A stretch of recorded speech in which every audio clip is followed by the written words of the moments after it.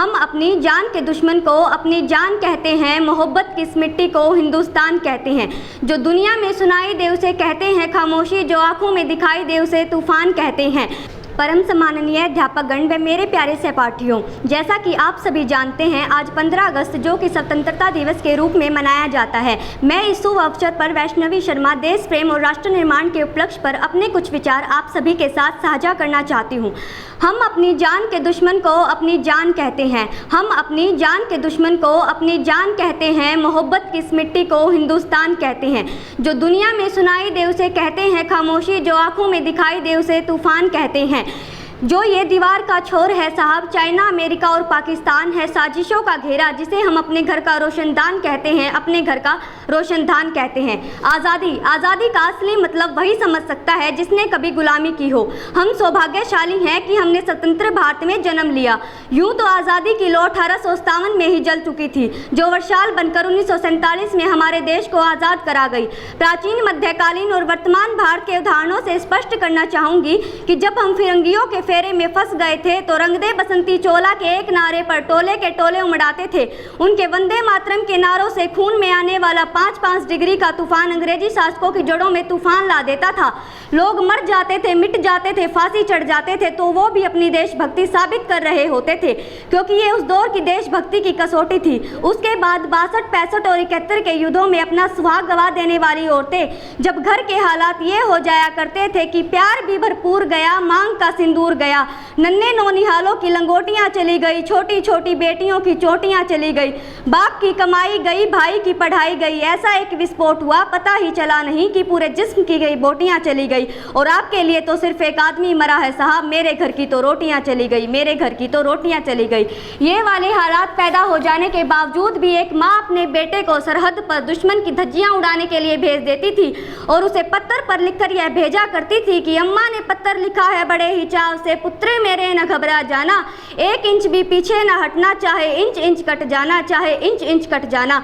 इस तरह पूरा परिवार अपनी देशभक्ति साबित कर रहा होता था। तब देश बलिदान मांगता था, तब देश लड़ जाने को कहता था, मर जाने को कहता था, मिट जाने को कहता था, फांसी चढ़ जाने को कहता था। किंतु आज देश लड़ जाने को नहीं कहता, मर जाने को नहीं कहता, मिट जाने को नहीं कहता, फांसी चढ़ जाने को नहीं कहता, बल्कि मेरे विचारों में यदि कोई व्यक्ति अपना काम पूरी ईमानदारी, पूरी मेहनत और पूरी लगन से करे ना, तो वही सबसे बड़ा देशभक्त है।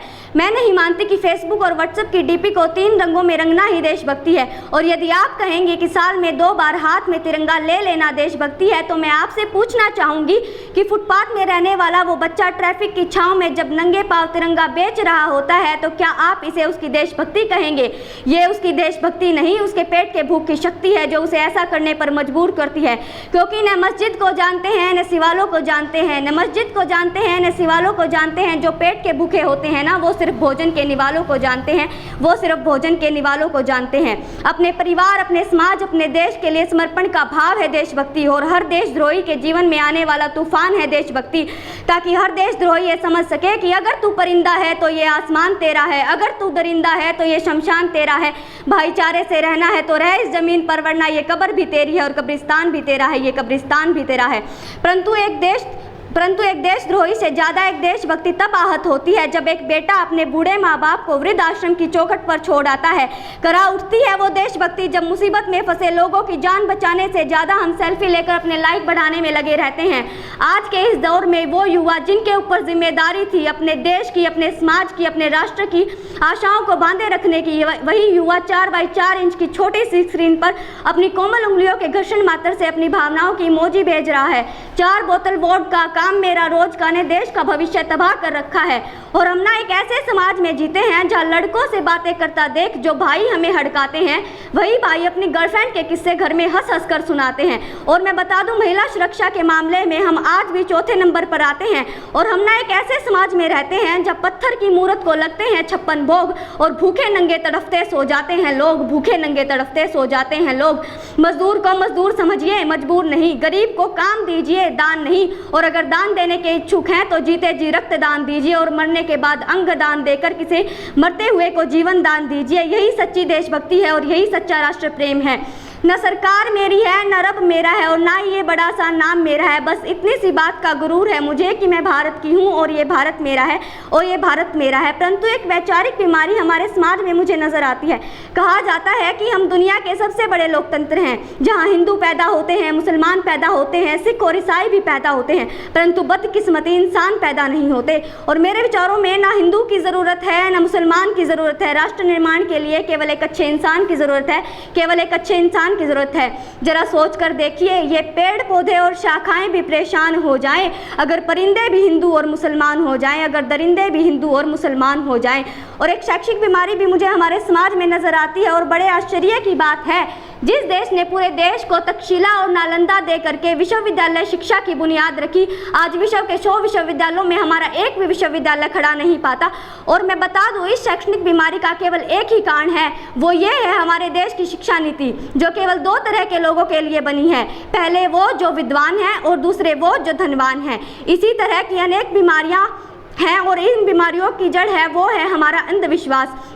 और मेरे विचारों में जब तक इस देश का युवा अपनी सफलता के लिए मंदिरों में जाकर मंदिरों में नारियल फोड़ कर भगवान को रिश्वत लगाता रहेगा, हमारे समाज का शिक्षित वर्ग बिल्ली के रास्ता काटने पर खड़ा हो जाएगा, अपने धर्म अपनी जाति को ऊंचा मानकर दूसरे के धर्म की अवहेलना करता रहेगा, तब तक ना तो इस देश का अंधविश्वास खत्म होगा और ना इस देश का राष्ट्र निर्माण संभव होगा। हमारी सभ्यता, हमारी संस्कृति को दुनिया ने शीश नवाया है, तो हमने क्यों आस्था के नाम पर अंधविश्वास फैलाया है। मेरे विचारों में हमारा राष्ट्र निर्माण तब संभव होगा जब इस देश में महिलाओं की पूजा नहीं, उनकी इज्जत की जाएगी। राष्ट्र निर्माण तब संभव होगा जब हम जाति की नहीं, समाजी शक्तिकरण पर बात करेंगे। राष्ट्र तब संभव होगा जब स्वस्थ अभियान में केवल सरकार नहीं, सड़क पर चलने वाला हर एक नागरिक हाथ बटाएगा, स्वच्छ भारत स्वस्थ भारत को दिल से अपनाएगा। असल मायने में हमारा राष्ट्र निर्माण तब संभव होगा जब एक गरीब बच्चा मध्याह्न भोजन के लिए नहीं बल्कि ज्ञान अर्जन के लिए सरकारी स्कूल की चौखट पर कदम रखेगा।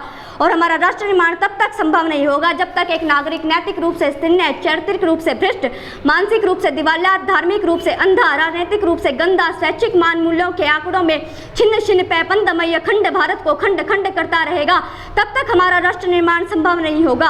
बड़ी बड़ी बातें नहीं, छोटी छोटी कोशिशें करनी होगी, क्योंकि ठोकर हमें पहाड़ों से नहीं पत्थरों से लगा करती हैं। और मैं सैल्यूट करना चाहूँगी सरहद पर दिन रात हमारी रक्षा के लिए खड़े उस जवान को, इस देश की पुलिस प्रशासन और किसान को, और इस देश के हर उस व्यक्ति को जो अपना काम पूरी ईमानदारी, पूरी मेहनत और पूरी लगन से करते हैं, जिनके बिना राष्ट्र निर्माण की कल्पना करना भी असंभव सा लगता है। और आज इस मंच पर पूरी जिम्मेदारी के साथ मैं भारत की बेटी ये कहती हूँ कि हमारा राष्ट्र निर्माण तब संभव होगा जब हम सभी, मैं, आप, मैं और हम सब मिलकर प्रयास करेंगे, क्योंकि ये हमारी जिम्मेदारी है हमारे देश को आगे ले जाने की, अपने राष्ट्र को आगे ले जाने की, अपने वतन को आगे ले जाने की।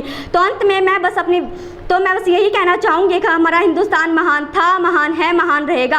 होगा सबके दिलों में हौसला बुलंद, तो एक दिन पाकिस्तान भी जय हिंद कहेगा। पाकिस्तान ही क्या, सारा जहान जय हिंद कहेगा, क्योंकि सारे जहां से अच्छा हिंदुस्तान हमारा। हम बुलबुले हैं इसके ये गुलिस्तान हमारा, हम बुलबुले हैं इसके ये गुलिस्तान हमारा। जय हिंद, जय भारत।